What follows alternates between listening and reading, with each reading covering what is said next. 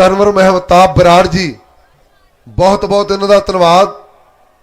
इन्हां ने पूरा सहयोग दिता है।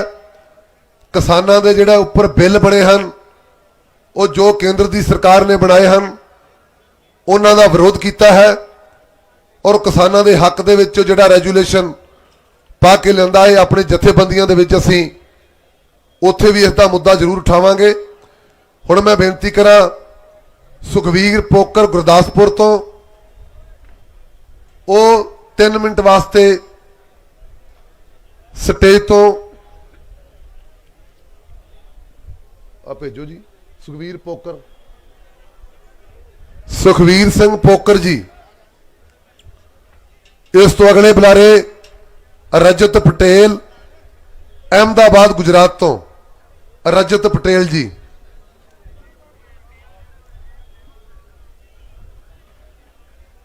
देश तो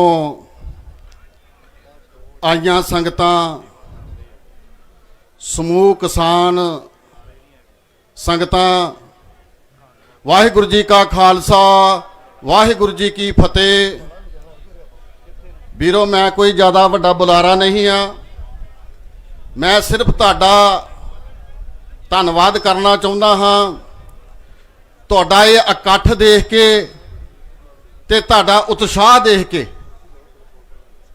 ये जो पगड़ी संभाल जट्टा दी लहर सीगी ना जो उस तो दूजा ये मोर्चा है। ये मोर्चा असी 99% जित चुके हाँ। 1% सिर्फ मोदी दे अंदर भुलेखा है, वो भी 1-2 दिनों के विच पूरा हो जाना है तुहाडे इकट्ठ नूं देख के।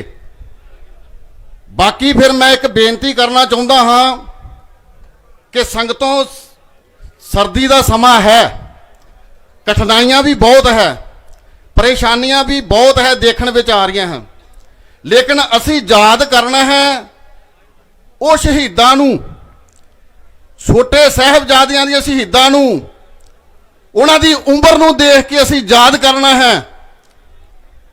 असी तो बहुत पावरां दे विच हर सहूलत सानूं इस टाइम मिल रही है। संगतां वालों बहुत उत्साह है, देखने दे विच यही आ रहा है कि किसी किस्म की कोई कमी नहीं है।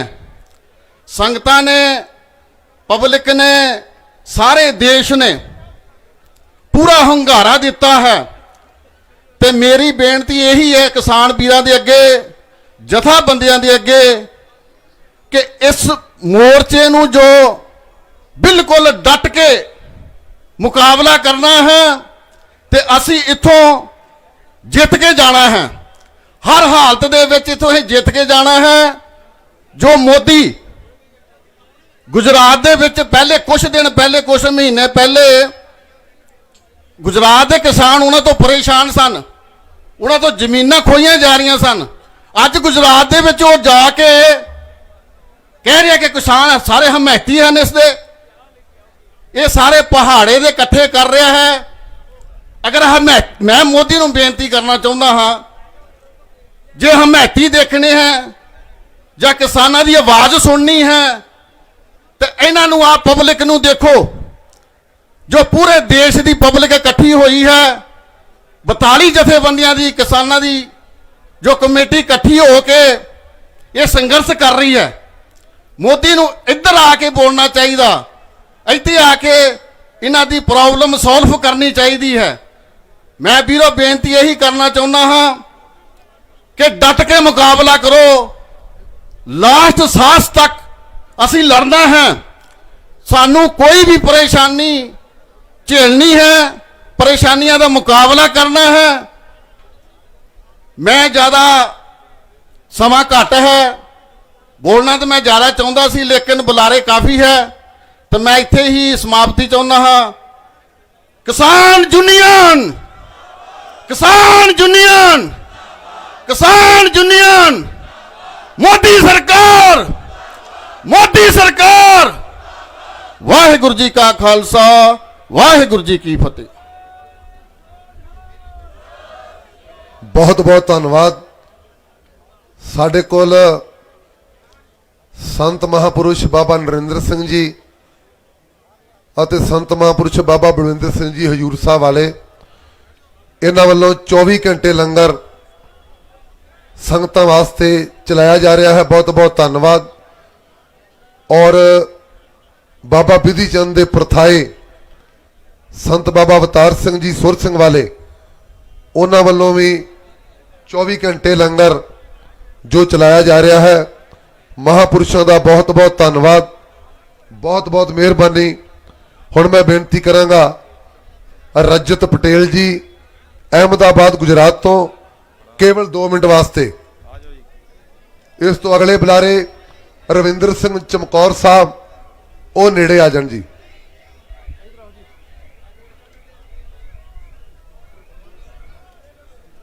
मैं गुजरात से हूँ।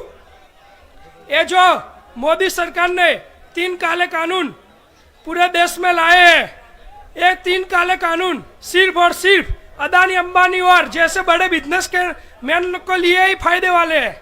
ये जब 2014 में गुजरात मॉडल करके पूरे देश से वोट लिए थे, तो मैं बताता हूँ गुजरात के किसानों की परिस्थिति अभी कैसी है। कच्छ के मुंद्रा का जो इलाका है पूरा का पूरा, वहाँ के किसान का जो जमीन थी वो अदानी को बांट दी गई है। और जो अभी भरूच के पास नर्मदा डैम है, उसकी जमीन भी इन लोगों ने सरदार पटेल का स्टैच्यू खड़ा किया है और वहाँ के किसानों से जमीन ले लिया है सरकार ने, और उसका कोई मुआवजा भी नहीं दे रहे। ये जब गुजरात के खेडूत को बोल रहे थे और सब पूरे देश के खेडूत को कि देश का किसान कभी गरीब नहीं होएगा, तो मैं उनको बताना चाहता हूँ कि जब ये लोग कपास का भाव 1200 का बोल रहे थे, तब अभी एक मन का कपास का भाव 400-500 मिल रहा है। ये सब फर्जी बातें कर रहे हैं और पूरा देश को ये लोग बनाते रहते, घूमते रहते हैं। ऐसे हिंदू मुस्लिम में बांट रहे हैं। ऐसा कोई भी आंदोलन बड़ा खड़ा हुए तो ये लोग इसके बांटने का ही काम इन लोगों का है। कभी भी किसानों का और मजदूरों का इन लोगों ने सोचा नहीं है। जब हमारे वहां पाटीदार आंदोलन हुआ था, तब भी उन लोगों ने बांटने का काम किया था। बहुत बड़ा आंदोलन होता उस टाइम पे भी। जब मैं बात कर रहा हूँ वहां के किसानों की, पूरे देश के किसानों की, हमारे गुजरात से 1500 किसान दिल्ली जयपुर बॉर्डर पर आए हुए हैं, और ये लोग बोल रहे हैं कि गुजरात से खाली ये कोई किसान आए नहीं और ये आंदोलन सिर्फ और पंजाब के हरियाणा है। तो मैं बताता हूँ कि पंजाब के और हरियाणा के किसानों के साथ गुजरात का किसान आपके साथ खड़ा है। और मुझे इस स्टेज पे बोलने का मौका दिया, इसलिए आप सभी का खूब खूब धन्यवाद। इंकलाब इंकलाब, किसान मजदूर यूनियन जिंदाबाद। आपका ये जो लड़ाई का जो जुनून देखकर मुझे लगता है कि इन सरकार का अहंकार टूटेगा, और इन दोनों का अहंकार टूटना ही चाहिए। जय हिंद, इंकलाब जिंदाबाद। सत श्री अकाल। बहुत बहुत धन्यवाद रजत पटेल जी। और साडे विच 32 जथेबंदियां दे विच जिहड़े आगू ने, भारती किसान जी डकौंदा दे मनजीत सिंह जी धनेर साहब, और भारती किसान जी पंजाब दे सरदार फरमान सिंह जी संधू, वो पहुंचे ने। असीं उन्हां नूं जी आया कहंदे हां। हुण मैं बेनती करांगा डॉक्टर पी साईनाथ जी, उन्हां नूं स्पैशल टाइम दिता जा रहा है। सो जिन्ना समा उन्होंने लाउणा है वो अपना ला सकते हैं। डॉक्टर पी साईनाथ जी, ये खेती दे अर्थशास्त्री ने, और सारी जानकारी आप जी नूं बड़ी विस्तार पूर्वक देणगे। मैं बेनती करांगा पंडाल में जिन्नी भी संगत है वो जिहड़े वलंटीयर आई उन्होंने दी गल नूं मन के दर्जा बदर्जा बैठण की कोशिश करन। ज़्यादा रौला जां इस तरह की गल ना होवे, फिर जिहड़ा बुलारा बोलदा है उहदा समा बर्बाद हुंदा है। साडे विच पहुंचे बलविंदर सिंह जी बहराम के पिंड तो, उन्होंने जी आ बहुत बहुत धन्यवाद। बलविंदर सिंह जी पिंड जानियों तो पहुंचे ने, उन्होंने बहुत बहुत धन्यवाद। हुण मैं बेनती करांगा डॉक्टर पी साईनाथ जी। पी साईनाथ जी वालों साडे बहुत ही सत्कारयोग भारती किसान जी डगौंदा दे मनजीत सिंह धनेर जी, आप जी नाल विचार पहला साझे करनगे। प्यारे लोगों, वाहिगुरू जी का खालसा, श्री वाहिगुरू जी की फतेह। ਜਿਹੜੇ ਅਰਥਸ਼ਾਸਤਰੀ ਨੂੰ ਆਪਾਂ ਹੁਣ ਸੁਣਨਾ ਹੈ, ਮੈਂ ਤੁਹਾਨੂੰ ਇਹ ਗੱਲ ਕਹਿਣ ਲੱਗਾ, ਰੌਲਾ ਰੱਪਾ ਬੰਦ ਕਰ ਦਿਓ। ਖੇਤੀ ਕੀ ਹੈ ਤੇ ਖੇਤੀ ਨੂੰ ਲੁੱਟਿਆ ਕਿਵੇਂ ਜਾ ਰਿਹਾ। ਭਾਰਤ ਪੱਧਰ ਦੇ ਮਸ਼ਹੂਰ ਜਿਹੜੇ ਅਰਥਸ਼ਾਸਤਰੀ ਆ ਪੀ ਸਾਈਨਾਥ ਜੀ, ਬੇਨਤੀ ਹੈ ਕੱਲੀ ਕੱਲੀ ਗੱਲ ਨੂੰ ਸਮਝੋ। ਖੇਤੀ ਸੰਕਟ ਬਾਰੇ ਖੁੱਲ੍ਹ ਕੇ ਗੱਲ ਕਰਨਗੇ। ਬੈਠੋ, ਬੈਠ ਕੇ ਗੱਲ ਸੁਣੋ। ਧੰਨਵਾਦ।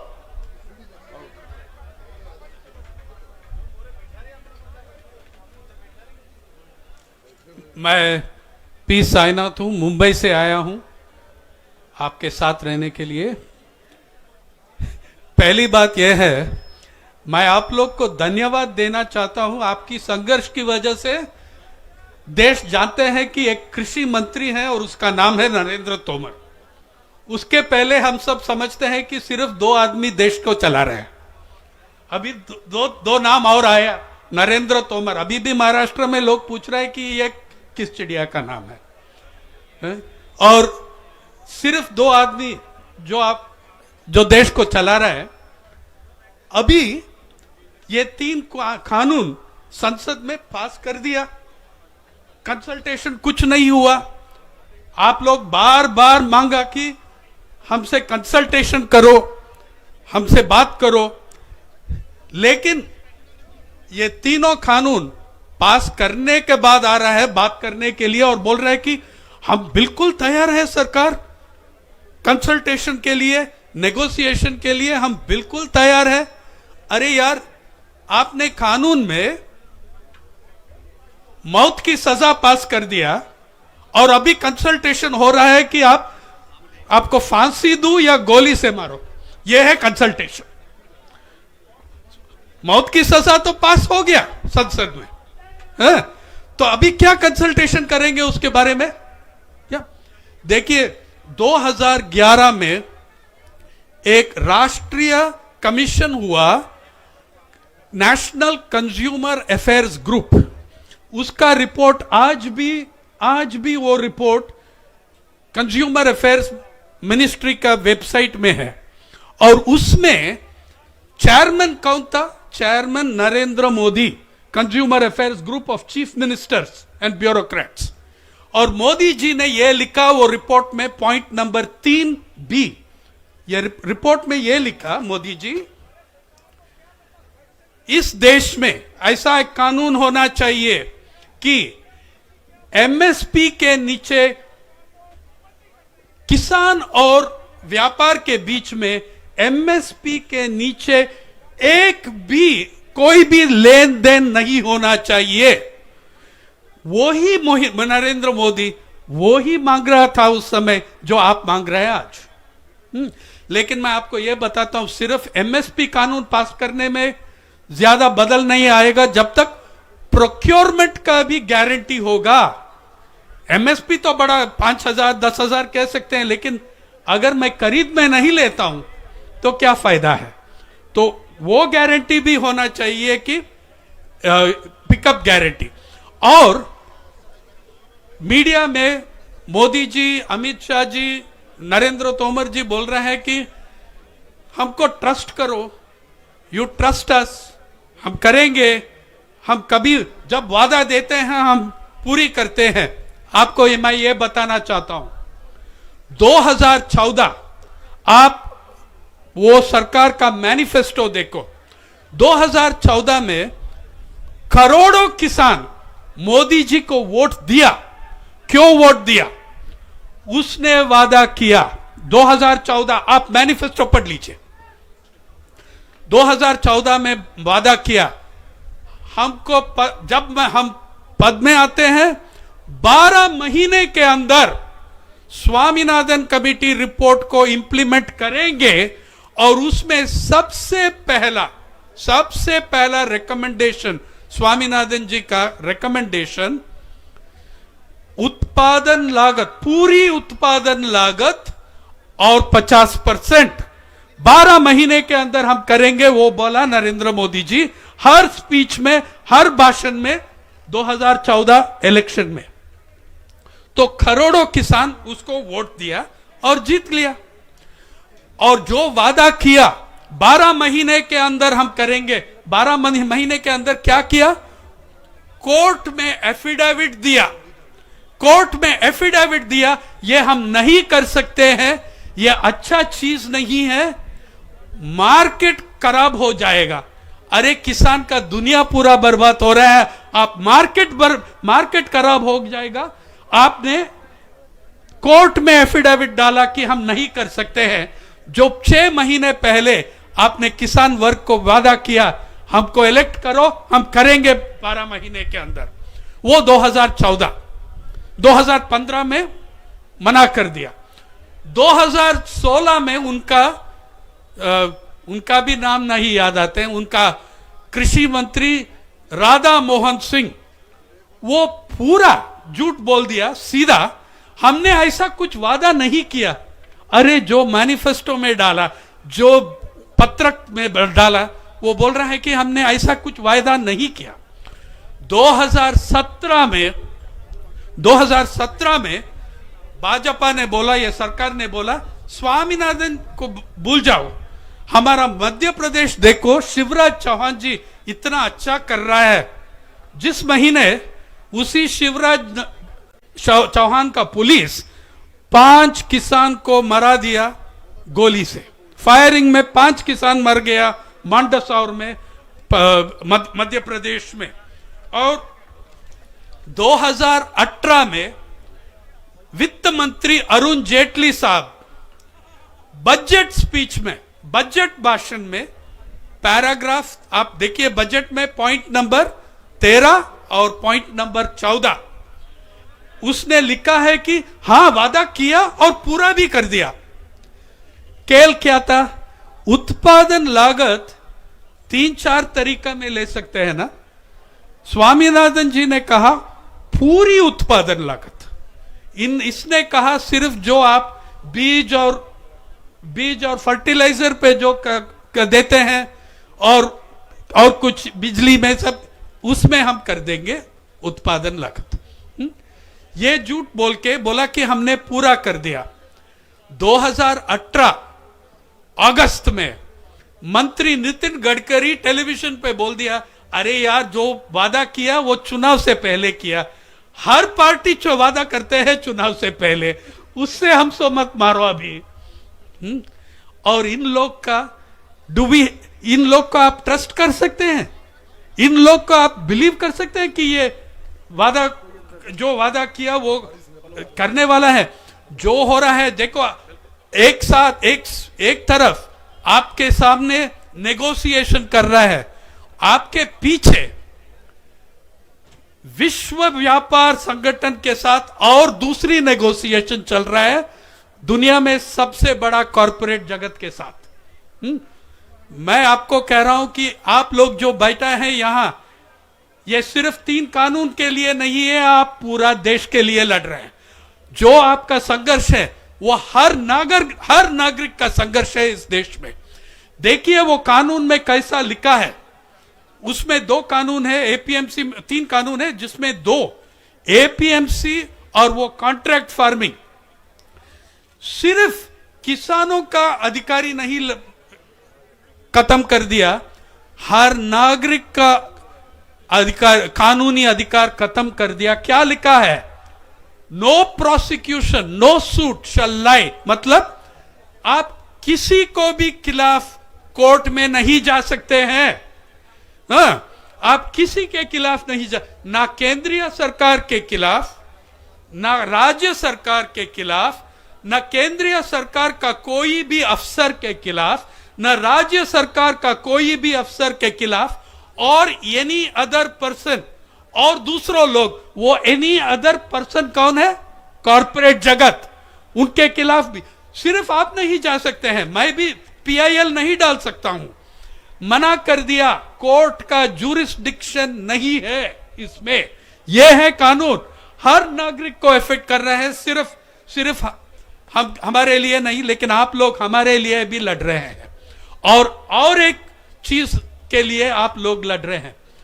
अगर आपका संघर्ष फेल होगा, समझो इस देश में पीडीएस खत्म हो जाएगा। अगर ये युद्ध किसान के खिलाफ जाएगा, पूरा पब्लिक डिस्ट्रीब्यूशन सिस्टम पीडीएस वो खत्म हो जाएगा। और किसके हाथ में जाएगा? वो कॉर्पोरेट जगत के हाथ में जाएगा। तो मैं कह रहा हूं कि आप कानूनी अधिकारी के लिए ये तीनों कानून वापस ही लेना पड़ेगा, उसके अलावा कोई तरीका नहीं है। और आप आखिरी में, अंत में, आपकी लड़ाई कॉरपोरेट जगत के खिलाफ है। सिर्फ ये 3 कानून नहीं, कॉरपोरेट जगत के खिलाफ है, जो हर किसान का फसल उनके हाथ में न जाने का। थैंक यू, बहुत बहुत धन्यवाद। और किसान मजदूर एकता जिंदाबाद। सत श्री अकाल। बराम के साहब जिंदाबाद जिंदाबाद, किसान मजदूर एकता जिंदाबाद, किसान मजदूर एकता जिंदाबाद, पूरे देश दियां जथेबंदियां दा एकता जिंदाबाद। धन्यवाद जी, बहुत बहुत धन्यवाद।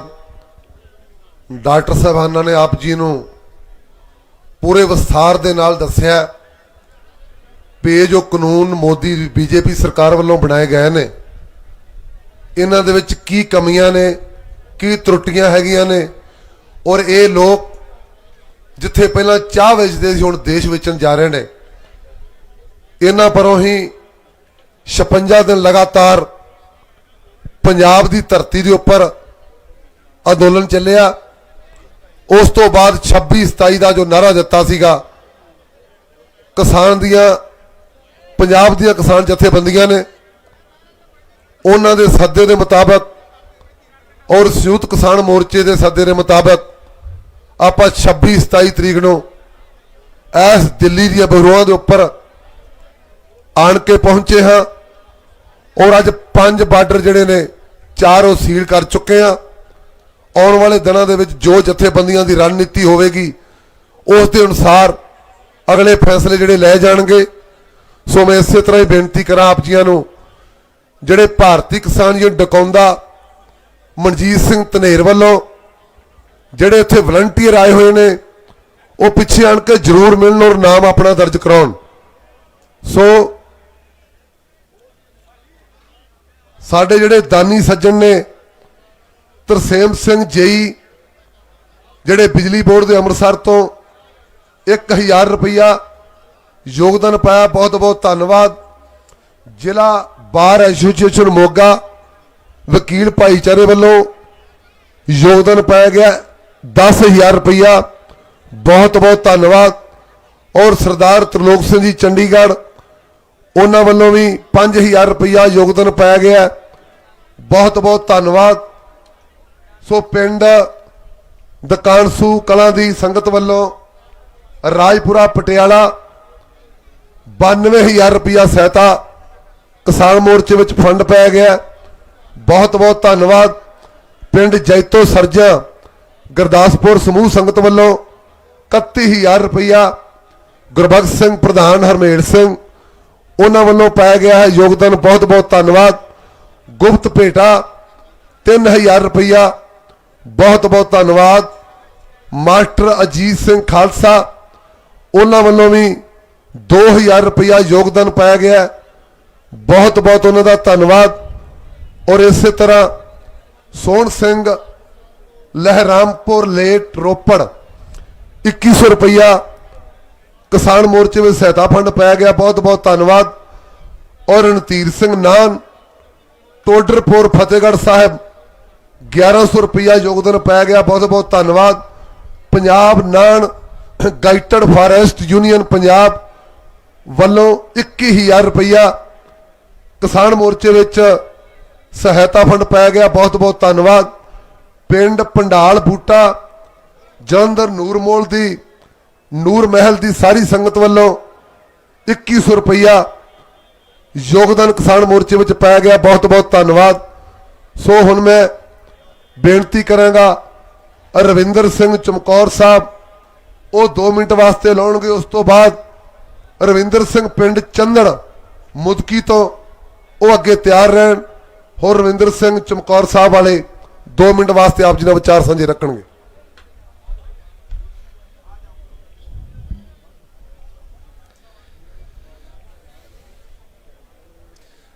बस हिंद में एक तीर्थ है यात्रा के लिए, बस हिंद में एक तीर्थ है यात्रा के लिए, कटाए बाप ने यहाँ बेटे खुदा के लिए, चमक मेहर की है चमकौर तेरे जरों में, यहीं से बनकर गए तारे आसमां के लिए, यहीं से बनकर गए तारे आसमां के लिए। सब तो पहला गज वज के आखो जी वाहिगुरू जी का खालसा। मैं एक कविता पेश करनी आ ते ध्यान नाल सुनना जी। मैं उही किताबां पढ़ियां ने जो भगत सिंह ने पढ़ियां सी, मैं उही किताबां पढ़ियां ने जो भगत सिंह ने पढ़ियां सी, मैं उही रफलां बीजियां ने जो ओहदे खेत विच खड़ियां सी, मैं उही रफलां बीजियां ने जो ओहदे खेत विच खड़ियां सी, ਇਹ ਉਦਾਂ ਹੀ ਮੁੱਛਾਂ ਚੜੀਆਂ ਨੇ ਜਿੱਦਾਂ ਉਹਦੀਆਂ ਮੁੱਛਾਂ ਚੜੀਆਂ ਸੀ।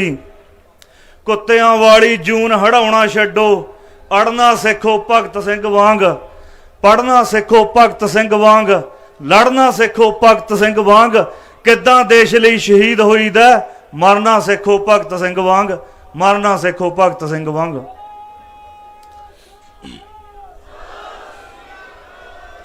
ਸਿੱਦਕਾਂ ਦੀ ਸਮਾਂ ਇਹ ਗਵਾਹੀ ਪਿਆ ਭਰਦਾ, ਸਾਡੇ ਮੂਹਰੇ ਆ ਕੇ ਕਾਲ ਨਹੀਂ ਉਹ ਕਦੇ ਅੜਦਾ। ਸਿੱਦਕਾਂ ਦੀ ਸਮਾਂ ਇਹ ਗਵਾਹੀ ਪਿਆ ਭਰਦਾ, ਸਾਡੇ ਮੂਹਰੇ ਆ ਕੇ ਕਾਲ ਨਹੀਂ ਉਹ ਕਦੇ ਅੜਦਾ। ਦੁੱਕੀ ਤਿੱਕੀ ਦੱਸੋ ਉੱਥੇ ਕਿਵੇਂ ਖੰਗ ਜੂ, ਇੱਕ ਤਾਣੇ ਅੜ ਜਿੱਥੇ ਸ਼ੇਰ ਪਿਆ ਖੜਦਾ। ਦੁੱਕੀ ਤਿੱਕੀ ਦੱਸੋ ਉੱਥੇ ਕਿਵੇਂ ਖੰਗ ਜੂ, ਇੱਕ ਤਾਣੇ ਅੜ ਜਿੱਥੇ ਸ਼ੇਰ ਪਿਆ ਖੜਦਾ। मौत नाल रहे सदा कर दे मखौला, मौत नाल रहे सदा कर दे मखौला, सूली दियां नोकां उत्ते वसदा जहान। आरियां दे उत्ते जेड़ा रेहा नचदा, उस खून विचों सानू मिली एह जान। आरियां दे उत्ते जेड़ा रेहा नचदा, उस खून विचों सानू मिली एह जान। वैरी भी है बंद बंद कट अक गए, वड दे जला दे इत्थे सानू थक गए। मन्नू ने भी सोया वांगू चीर वेख ले, हौली हौली मारां सैंदे असी पक गए। झखड़ां दे अगे खड़े हिक्कां तणके, झखड़ां दे अगे खड़े हिक्कां तणके, मौत कीती परवान। आरियां दे उत्ते जेड़ा रेहा नचदा, उस खून विचों सानू मिली एह जान, मिली एह जान। ते हुण मेरी एक बस कविता ही ये हिंदी च असल जिहड़ी हुण बोलूँगा मैं, ये हो सकिया तो सेंटर सरकार तक पहुँच जिओ क्योंकि वो भाषा नूं ज़्यादा समझते हैं। We are warriors, never stop us these barriers. We are warriors, never stop us these barriers. Our fight for land, fight for land is a patriotism, not a terrorism. Fight for land is a patriotism, not a terrorism. अगर हम फसलें उगाते हैं, ये दिल्ली नूं संदेश है जी, अगर हम फसलें उगाते हैं तभी तू पिज़्ज़े बर्गर खाती है। मैं कई दिन तो देख रहा भी जेड़े आपां कहना चाहुंदे आ, अगर हम फसलें उगाते हैं तभी तू पिज़्ज़े बर्गर खाती है, अगर हम भैंसे चराते हैं तभी तू कॉफी मुंह को लाती है, अगर हम भैंसे चराते हैं तभी तू कॉफी मुंह को लाती है। हम खेतों में भूखे प्यासे रहकर, धूप सिर पर सहकर, तेरे लाल होठों को देते मुस्कान है। हमसे मत टकराना है दिल्ली, हम किसान हैं। जब औरंगजेब ने सर तेरा ये कर देना था चूर, जब औरंगजेब ने सर तेरा ये कर देना था चूर, तब सिख गुरुओं ने बचाया था तेरा ये गरूर। जब औरंगजेब ने सर तेरा ये कर देना था चूर, तब सिख गुरुओं ने ही बचाया था तेरा ये गरूर। हिंद की चादर गुरु तेग बहादुर जी को प्रणाम करे दिल्ली, उनकी कुर्बानी के प्रताप से ही है तेरा ये नूर।